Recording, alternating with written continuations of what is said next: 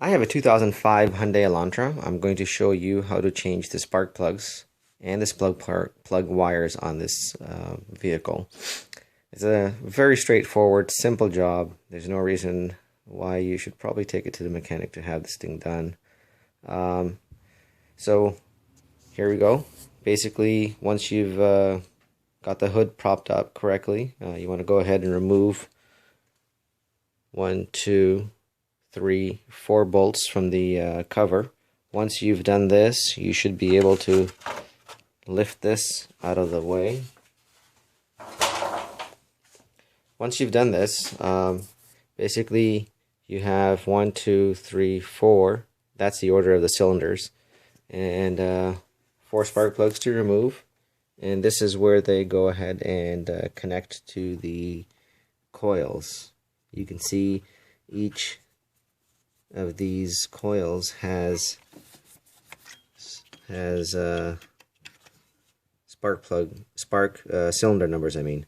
So this one leads to cylinder number 2, and that's where cylinder number 2 is. Once you've identified that, I'm just going to go ahead and show you what I have bought for this vehicle. I have gone ahead and purchased the NGK wire set here, which is stock number 7962. These are probably the better set of wires that are out there. You could buy cheaper ones. This was like $35 off of Amazon, or 38, something like that. And then for the spark plug wires, for the spark plugs, I have purchased the Iridium laser, the IFR5E11. Depending on your year built of your vehicle, you may be required some different spark plugs. But the best thing for you to do is, these are iridium. Yours may actually be platinum. The best thing to do for that is to go to NGK's website and put in your model and make, and they will tell you which ones are suitable for your vehicle. And while I'm at this, I might as well show you that shot. So give me a second here, and I'll walk over towards the computer.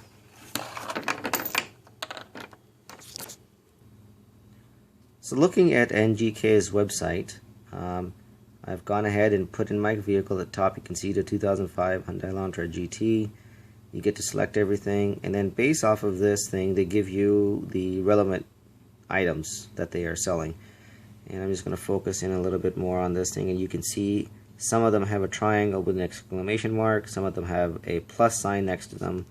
There's one that has a check mark. The check mark is OEM equivalent, and that is what I had, the NGK 50. Actually, I did not have those in my car. I'll show you what I had, and I hope you guys don't make that same mistake. But the PFR 5N-11 is what's required OEM for my vehicle, even though the manual calls out for a IFR GE11. So this one here is an FE11. The manual calls out for a GE11. Anyhow, as you can see, this one here is OEM replacement. These will be under OEM, so these are the ones that you want to stay away from. You have an alternative to go with this one here or this one. And if you go into the specs of each one of them, you can see one is cheaper, one is better, one is more expensive, I mean. They both have their strong points and weaknesses, and here in my case, the 783, the one in the upper right hand corner, has a shorter lifespan but has a better gas mileage, apparently based off of their ratings. However, the bottom left hand corner is the one that I went with, and these have a much longer lifespan. Anyhow, I am now going to go ahead and show you the spark plug, the process of removing.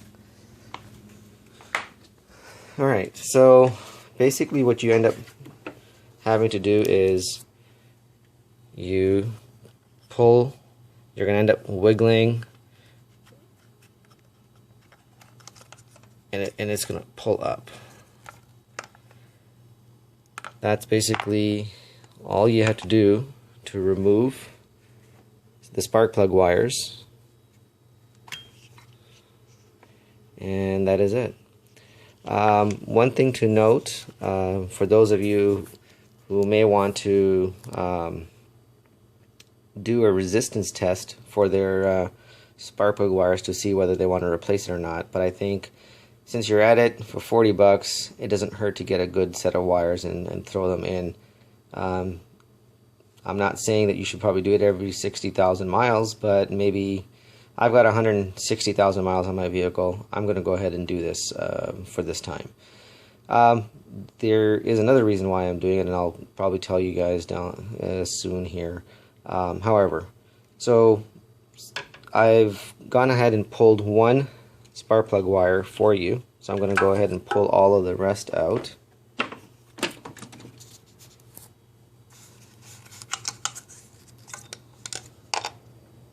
And actually I'm going to take all of these out.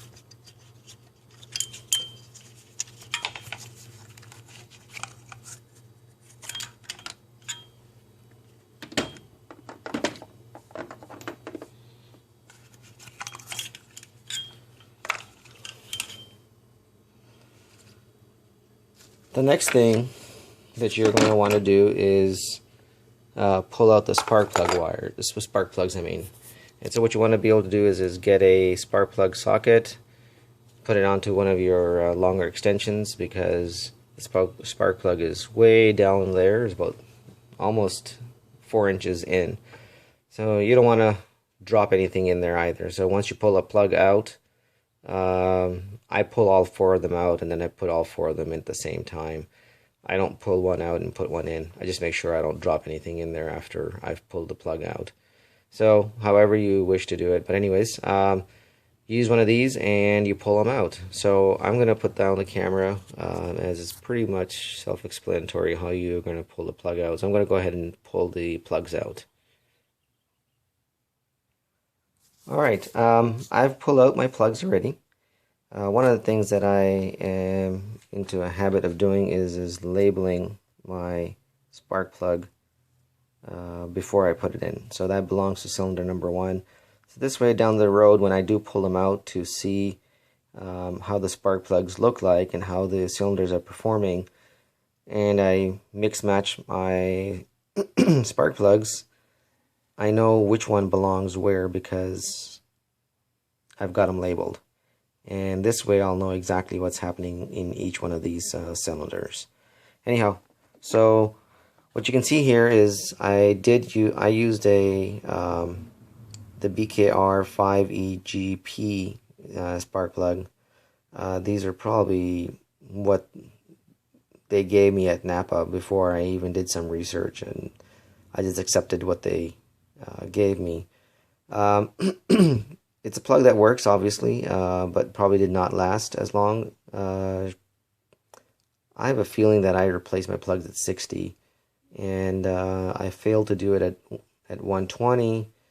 And just the other day, I had started getting misfiring codes. The vehicle would hesitate when starting to take off from a stop, but once you got going into second gear, the vehicle ran fine. However, with the air conditioning, it did not run well. And so spark plug number 2, which is from cylinder number 2, as you can see, the electrode is gone. If you look at this one here, the electrode is sharp, but the electrode in here is completely disappeared. You can see that this one here burnt pretty much clear white with a slight hue of brown, which is perfect. This one here, as you can see, Has some dark spots. It was harder to get out as well, so I'm pretty sure the cylinder was overheating. And also, when you were to look at the cable that was pulled, you can see hot spots right on my the cable itself, all the way around. That's the other reason why I'm going to go ahead and replace them. I'll show you. Here is cylinder number 1, and there are no hot spots. So anyhow, so cylinder 2 was misfiring. Obviously, you can see the spark plug was dead. Spark plug cylinder number 3 looks good. Cylinder number 4, however, not so good. Again, electrode is missing. So hopefully, I am going to be replacing them with nice ones. These probably cost me maybe $4. These are about $11 at Amazon, and at the stores you're looking up to $15. But these are platinum, these are iridium center, and then with a platinum ground. Anyhow, these are the plugs. What you do want to do, make sure is to set the gap, and for that you have to look at the shop manual or your owner's manual. So here I have the manual, and based off of the manual you can see that the spark plug for the 2-liter is the IFR5G11. But based off the dealer and he told me based off of my VIN number, that was not the correct one. It was supposed to be the one that I showed you on the screen on NGK's website. So I went ahead and I'm doing it the IFR5E11, and so the gap needs to be set at 1.0 millimeter to 1.1 millimeter. And you could do that in inches as 0.039 or to 0.043. So what I've done is I've come to some feeler gauges here, and I don't think, oh, here you go, you can see the numbers. So I am going to use a 0.559 millimeter plus 0.533. If I add those two up, I am at a little over 1.09 millimeters. So I'm above the 1 and below the 1.1. Since these are right next to one another, so I'm just going to marry them up and then and slide them in and show you how to make the adjustment.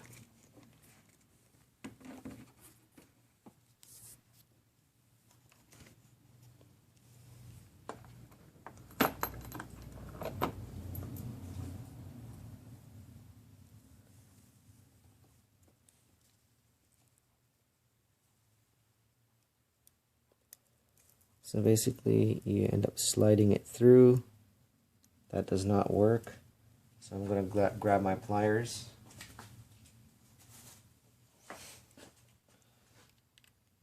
There's other tools you could use that are out there.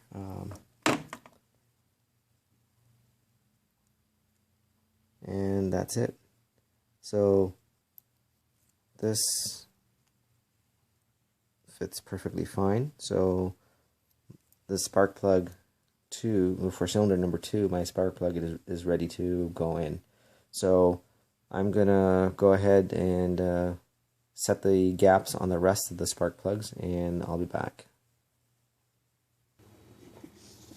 Alright, here is another type of feeler gauge that you can use. It's variable thickness. As you go around the thing, it goes thicker and thicker. Not one of my favorite ones, but I probably bought it because it looked neat. These are by far the best. You may be wondering why I've got some of them bent, because I do valve adjustments, and so on tighter spots it's easier to have it bent. So these are the ones that I use for those. I've got them bent. Anyhow, I'm going to what wanted to point out, just before I do go ahead and put them back in, I am going to be using some copper anti-seize. This is helps to be able to remove the spark plugs down the road.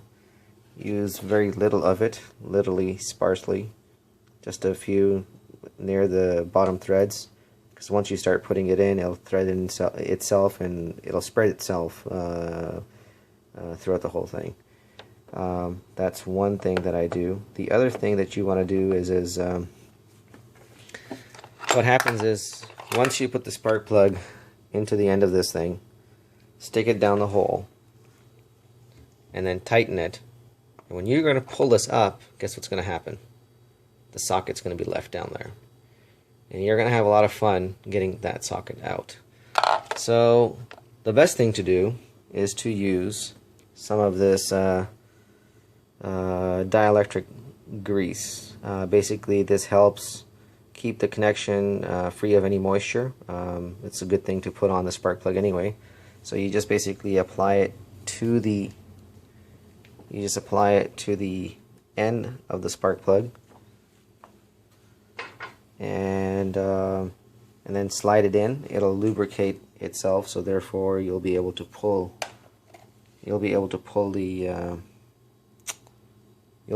out the socket. So I'm going to go ahead and apply a little bit of this on each one of these and put it in there. One of the things to note is, once you've put this in, based off of the manual.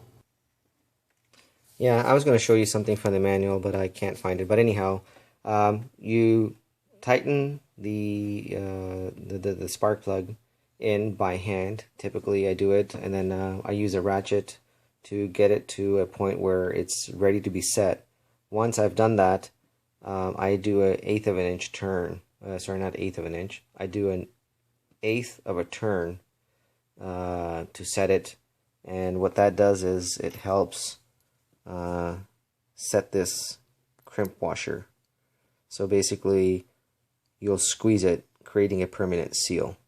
So I'm going to go ahead and demonstrate one so that you can see it, and then you can carry on from here, and I'll pause the video here and then go ahead and finish them off, and then I'll show you the wiring. So here goes for the demonstration. So this one here is cylinder number 1. So I'm going to go ahead and put this into cylinder number 1, which is this one right here.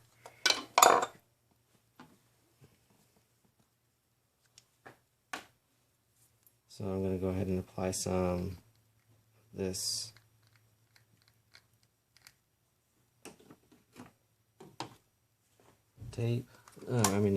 paste. Slide it in. I won't have to apply as much anymore to the rest of them because it's already being applied. You set it by hand without the ratchet first. Drop it in.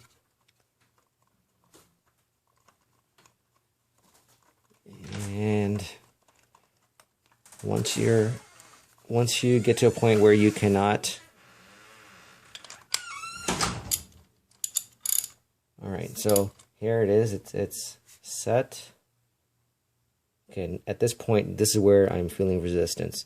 So I'm going to go ahead and do an 1/8 of a turn. So there we go. That's it. So my spark plug is set, and look at this, it came out. So I'm going to pause the video here, get my rest of my plugs installed, and I'll be back. Do you want me to turn light? Alright, I'm here now. I've got my cables all laid out. I guess one of the benefits of getting NGK wires are they are already numbered for you, so you don't have to match the lengths anymore. Otherwise, in the old, if you bought any other set, you probably have to make sure you put the right length, the right location, and you have to match them. So here, all of them are labeled 1. Alright, so I've gone ahead and applied some dielectric grease in here because it's going to go ahead and connect into my into the coils. I have not applied any to this end because I already have it applied to the spark plug. So one thing a couple of things that I probably should have mentioned before about the tightening of the spark plug is you do not want to over tighten them, because once you break something, that thing isn't going to come out.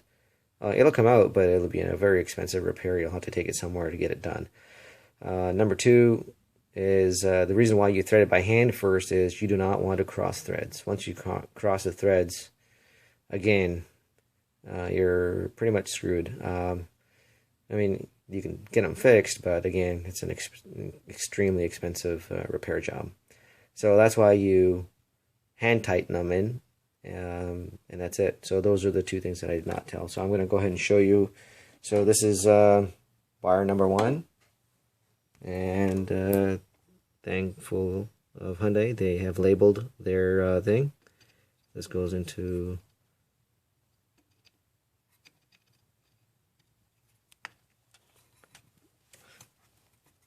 you want to make sure it's in tight. You do that, and then you bring it over, drop it in for cylinder number 1, and when doing so,